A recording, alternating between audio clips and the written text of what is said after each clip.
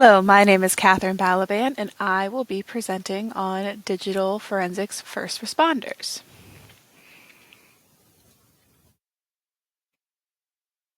The main responsibilities of digital first responders include a lot of different steps.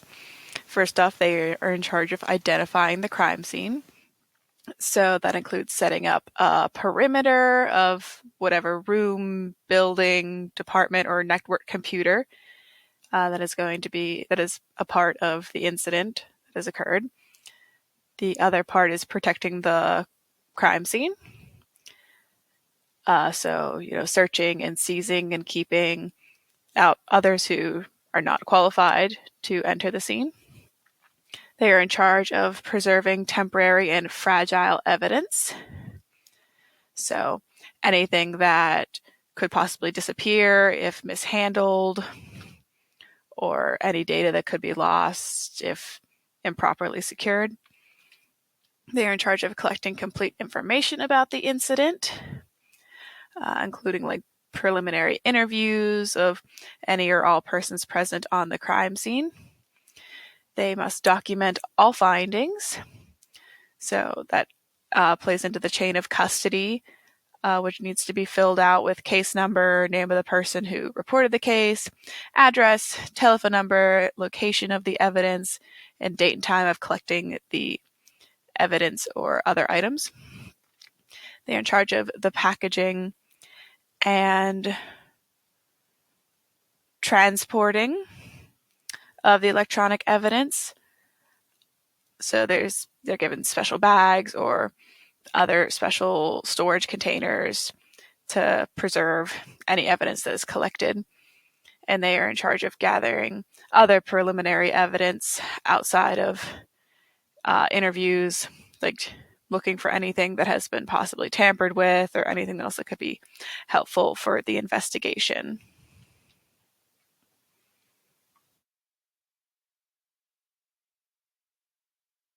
There are several possible locations that forensic first responders can be sent out to. This includes locations within a jurisdiction. So that could be like a house or a street or anything that would be, typically covered by the police.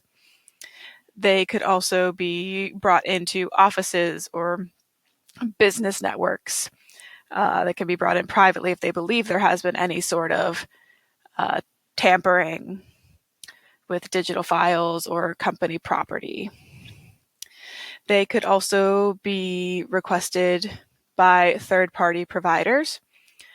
So this could be like cellular providers or cloud providers that believe that things are being mishandled in a different manner.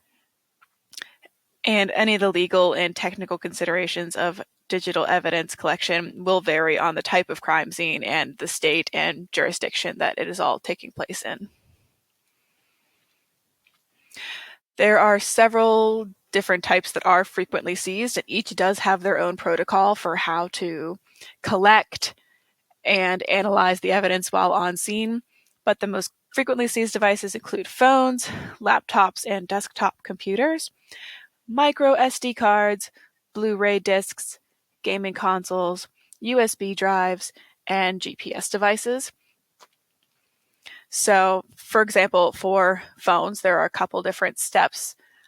First, the device must be documented, and then it must be determined if the device is on or off. This can be done by looking for lights, listening for sounds, feel for vibrations or heat. And if the device is off, do not turn it on. Instead, try and get any passwords or past patterns that are used for the phone, and then it should be immediately sent for transport and should not be tampered with further than that after it has been determined that it is not on or accessible immediately.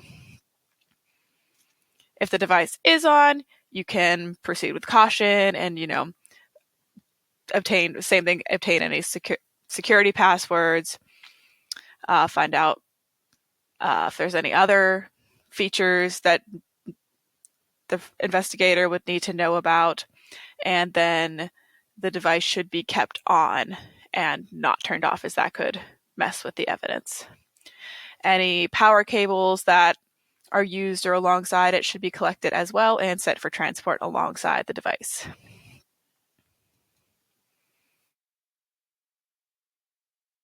So with the help of digital forensics, a lot of different cases have been able to be solved. And of course, this is a field that is constantly growing and changing as technology grows and changes.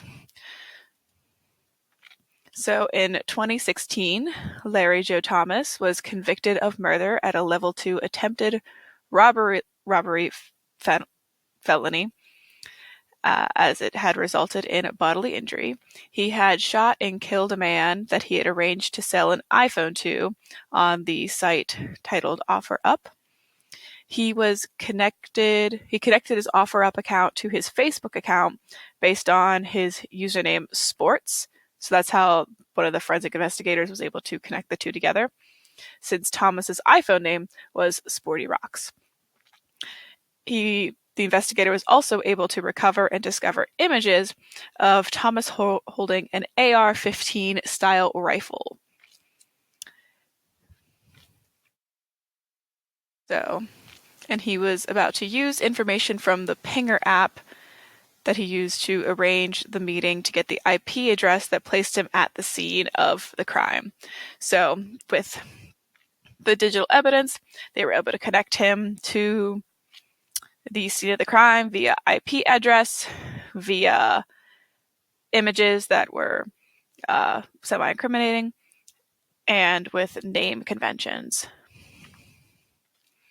Another crime that was solved was Matt Baker in 2010. In 2006, it was believed that Matt's wife Carrie had committed suicide after leaving a suicide note and taking a bottle of sleeping pills. But in 2010, Matt Baker was charged with her murder 4 years after her actual death.